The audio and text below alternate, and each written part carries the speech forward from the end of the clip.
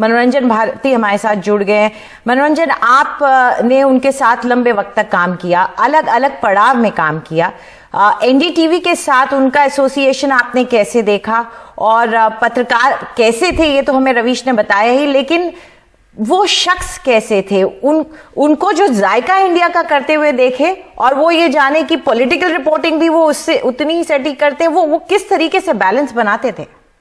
अंजलि, मैं बताऊं कि जब मैं आईएमसी से पास आउट हुआ और 94 की बात थी, और उसके बाद जब मैं सोच के आया था जर्नलिज्म किया, और उसके बाद जब हिंदी जर्नलिज्म से पढ़ के मैं निकला तो मुझे एक ही मेरा सपना था कि मैं विनोद दुआ के पास जाऊं।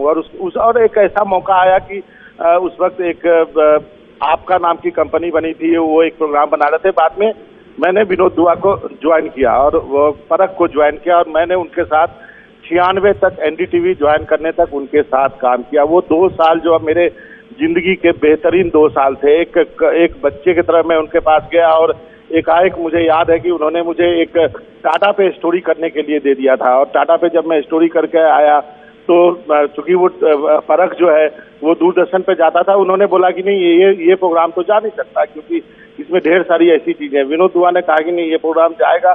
उन्होंने देखा, उन्होंने काट छांट करी थोड़ी, और वो प्रोग्राम टेलीकास्ट हुआ। तो वो एक ही बात जो वो उन्होंने सीख दी थी, बाबा जो नाम मेरा लोग लेते हैं, उन्होंने ही मुझे बब्बे बोलते थे। वो दाढ़ी उड़ी होती थी मेरी, पहले कुर्ता उर्ता पहनता था। तो उन्होंने एक ही चीज कही कि देखो, जब लाइट और कैमरा ऑन हो जाए तो तुम सवाल पूछने से घबराना मत। जो भी तुम्हारे दिमाग में आए, जो भी तुमको अच्छा लगे सवाल, वो पूछना है, लेकिन सवाल पूछना है, शालीनता से चिल्लाना नहीं है। तो ये एक बड़ी सीख उनकी जो जीवन में आज तक मैं अपने पास लेके रखा हूं कि मैं कभी उत्तेजित नहीं होता कोई सवाल पूछने में। जो भी सवाल पूछना होता है वो पूछते हैं। वही स्कूल जो है, जो विनोद दुआ का स्कूल जिसकी बात रवीश कर रहे थे, चाहे जो एनडीटीवी का स्कूल है, वो भी वो सेम है। तो एक बहुत यादें हैं। उनके घर जाते थे, खाने के बड़े शौकीन थे, खाना भी बनाते थे। वीकली जब परख का टेप चला जाता था, क्योंकि वो वीकली प्रोग्राम होता था, तो उसके बाद हम वो बोलते थे आ जाओ, और उस वक्त हम लोग बैचलर होते थे तो चलो। तो ढेर सारी चीजें याद है।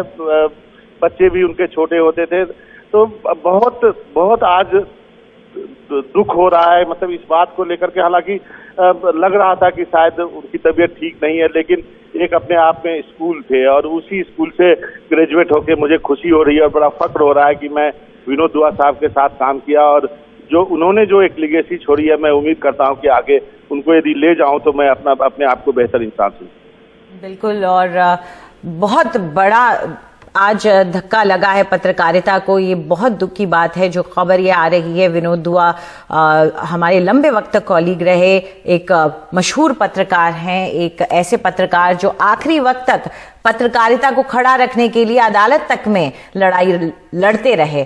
शुक्रिया हमारे साथ जुड़ने के लिए।